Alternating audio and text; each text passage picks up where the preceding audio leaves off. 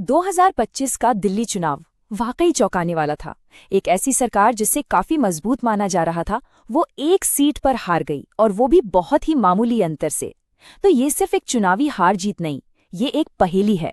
आज हम इसी पहेली के टुकड़ों को आंकड़ों के जरिए जोड़ेंगे और ये समझने की कोशिश करेंगे कि दिल्ली के वोटर्स ने असल में क्या संदेश दिया है। तो बात हो रही है नई दिल्ली विधानसभा क्षेत्र की। आप इसे दिल्ली का राजनीतिक दिल कह सकते हैं। ये वो इलाका है जहां सत्ता के बड़े बड़े केंद्र हैं और यहां का वोटर अक्सर पूरे शहर के मूड का आईना होता है। इसलिए यहां जो भी होता है उसके मायने हमेशा खास होते हैं। आंकड़ा देखिए, सिर्फ 4089 वोट। सियासत में इतना छोटा अंतर एक भूचाल लाने के लिए काफी होता है। ये नतीजा एक बहुत बड़ा सवाल खड़ा करता है। इतनी मजबूत पकड़ वाली सरकार के साथ ऐसा कैसे हो गया? और यही हमारी आज की पड़ताल का सबसे बड़ा सवाल है। तो चलिए देखते हैं कि हम इस विश्लेषण में आगे कैसे बढ़ेंगे। सबसे पहले इस हैरान करने वाले फैसले को समझेंगे, फिर जनता की शिकायतों की तह तक जाएंगे, नतीजों की बनावट को देखेंगे, आंकड़ों के इतिहास पर नजर डालेंगे और आखिर में बात करेंगे कि भविष्य का रास्ता क्या हो सकता है। तो चलिए शुरुआत करते हैं सीधे उन आंकड़ों से जिन्होंने इस पूरे राजनीतिक झटके की कहानी लिखी। अब इन आंकड़ों पर एक नजर डालिए। कहानी खुद ब खुद सामने आने लगती है। वोटर टर्नआउट सिर्फ 56% के आसपास रहा, जिसका मतलब है कि वोटर्स का एक बड़ा हिस्सा शायद वोट डालने के लिए उतना उत्साहित नहीं था। बीजेपी और आप के बीच वोट का फासला 5% से भी कम था, यानी जीत और हार का फैसला सिर्फ कुछ हजार वोटों के इधर उधर होने से तय हुआ। असली सवाल यह है कि ये स्विंग हुआ क्यों? लेकिन देखिए, नंबर हमें सिर्फ ये बताते हैं कि क्या हुआ, वो ये नहीं बताते कि क्यों हुआ। उसे समझने के लिए हमें जमीन पर उतरना होगा, उन लोगों की आवाज सुननी होगी जिन्होंने ये फैसला दिया है। और जब आप जमीन पर लोगों से बात करते हैं तो सबसे पहली शिकायत जो सुनाई देती है वो बुनियादी जरूरतों से जुड़ी है। जैसे एक वोटर ने कहा, उन्होंने हमें 24 घंटे पानी का वादा किया था, लेकिन नल आज भी ज्यादातर सूखे रहते हैं। वादा एक कर्ज होता है। जब पानी और बिजली जैसे रोजमर्रा के वादे अधूरे लगने लगते हैं तो समझिए कि भरोसे की नींव हिलने लगती है। दूसरी बड़ी शिकायत सरकार की छवि को लेकर थी। एक और आवाज में ये निराशा साफ झलकती है। हमने तो साफ सुथरी राजनीति के लिए वोट दिया था, अब हम घोटाले और फिजूल खर्ची देख रहे हैं। हमारा भरोसा टूट गया है। शीश महल जैसे विवादों ने उस भ्रष्टाचार विरोधी छवि को सीधी चोट पहुंचाई जो कभी पार्टी की सबसे बड़ी ताकत मानी जाती थी। और फिर वो रोजमर्रा की झुंझलाहट जो धीरे धीरे गुस्से में बदल जाती है। जैसा कि एक नागरिक ने कहा, मेरी कॉलोनी की सड़कें गड्ढों से भरी हैं। हम टैक्स देते हैं पर हमारा पैसा जाता कहाँ है? हमें लगता है हमारी कोई सुनवाई ही नहीं है। ये जो नज़रअंदाज किए जाने का एहसास है ना, ये अक्सर बड़े बड़े राजनीतिक बदलावों की वजह बनता है। तो अगर हम इन सारी शिकायतों को एक साथ देखें तो 3 बड़ी बातें उभर कर आती हैं: अधूरे वादे, खराब नागरिक सुविधाएं और भ्रष्टाचार के आरोप। ये कोई अलग अलग मुद्दे नहीं थे, बल्कि ये सब मिलकर एक बड़ी नाराजगी की तस्वीर बना रहे थे, जिसका सीधा असर वोटिंग पर पड़ा।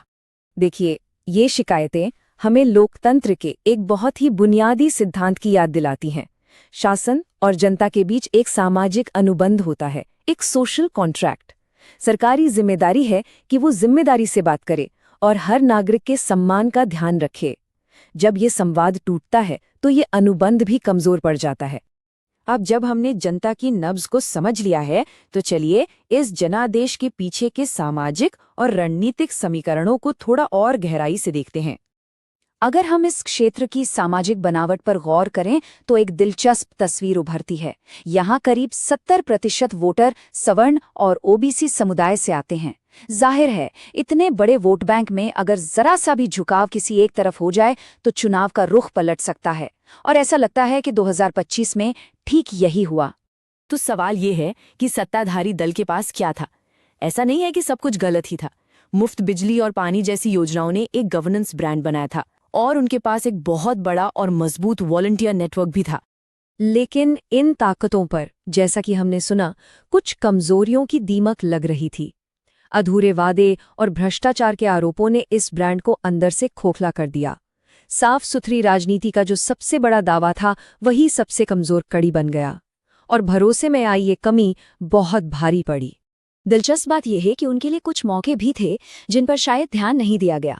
राष्ट्रीय स्तर पर विपक्षी दल के खिलाफ कुछ हद तक सत्ता विरोधी लहर का माहौल था और हो सकता था कि छोटे दलों के साथ गठबंधन करके वोटों के बिखराव को रोका जा सकता था। पर इन मौकों पर दो बड़े खतरे हावी हो गए। पहला, विपक्ष की प्रचार मशीनरी, जिसने भ्रष्टाचार और स्थानीय मुद्दों को लेकर एक बहुत मजबूत नैरेटिव खड़ा कर दिया। और दूसरा, नागरिक सुविधाओं को लेकर जो जमीनी असंतोष था वो लगातार बढ़ता ही चला गया। देखिए, 2025 का ये नतीजा कोई रातों रात नहीं हुआ। इसे ठीक से समझने के लिए हमें थोड़ा पीछे इतिहास के पन्नों में झांकना होगा और पिछले चुनावों के आंकड़ों को देखना होगा। ये आंकड़े ये किसी राजनीतिक लहर के उठने और फिर धीरे धीरे थमने की पूरी कहानी बयां करते हैं। 2013 और 2015 में एक जबरदस्त उभार दिखा जब आपका वोट शेयर 64% के शिखर पर पहुंच गया, लेकिन उसके बाद से इसमें लगातार गिरावट देखने को मिली। वहीं दूसरी तरफ बीजेपी का वोट शेयर धीरे धीरे लेकिन लगातार बढ़ता रहा। इसका मतलब है कि 2025 का नतीजा अचानक नहीं आया, इसकी जमीन पिछले कई सालों से तैयार हो रही थी। ये हमें सिखाता है कि राजनीति में लहरें हमेशा एक जैसी नहीं रहती और वोटर्स का भरोसा लगातार बनाए रखना पड़ता है। तो अब तक हमने समस्या को समझा, लेकिन सवाल ये है कि यहाँ से आगे का रास्ता क्या है। किसी भी राजनीतिक दल के लिए ऐसी हार के बाद वापसी की राह हमेशा जमीनी मुद्दों और जनता से जुड़ने से ही निकलती है। सबसे पहला कदम और सबसे जरूरी वो है रिकनेक्शन, यानी जनता से दोबारा जुड़ना। हर वार्ड में जन सुनवाई जैसे कार्यक्रम शुरू करना। इससे न केवल स्थानीय मुद्दों की सही लिस्ट बनती है, बल्कि लोगों को ये एहसास भी होता है कि उनकी आवाज सुनी जा रही है। एक बार जब जमीनी जुड़ाव शुरू हो जाए तो दूसरी चुनौती आती है कहानी को बदलने की, नैरेटिव को अपने पक्ष में करने की। और ये सिर्फ खोखले वादों से नहीं होता, बल्कि छोटे और समय पर पूरे होने वाले लक्ष्यों को पूरा करके दिखाया जाता है। साथ ही विपक्ष के हर दावे का तुरंत और तथ्यों के साथ जवाब देने के लिए एक मजबूत टीम की जरूरत होती है। और फिर आता है आखिरी और सबसे अहम दौर, यानी मोबिलाइजेशन और जमीनी स्तर पर पूरी ताकत झोंक देना। एक साफ सुथरा रिकवरी प्लान जनता के सामने रखना और फिर अपने कार्यकर्ताओं को जोश दिलाकर हर एक वोटर तक पहुंचना। यही वो कुंजी है जो आखिरी दिनों में हार को जीत में बदल सकती है। और आज के दौर की राजनीति में, जहां डेटा का इस्तेमाल इतना आम हो गया है, एक बात गांठ बांध लेनी चाहिए। वोटर्स तक पहुंचने की कोई भी रणनीति उनकी निजता और सहमति का सम्मान करते हुए ही बननी चाहिए। ये सिर्फ कोई कानूनी मजबूरी नहीं है, बल्कि भरोसा बनाने की पहली और सबसे जरूरी नैतिक शर्त है। बिना भरोसे के कोई भी राजनीतिक रिश्ता लंबा नहीं चल सकता। तो इस पूरे विश्लेषण को समेटते हुए हम आखिर क्या कह सकते हैं?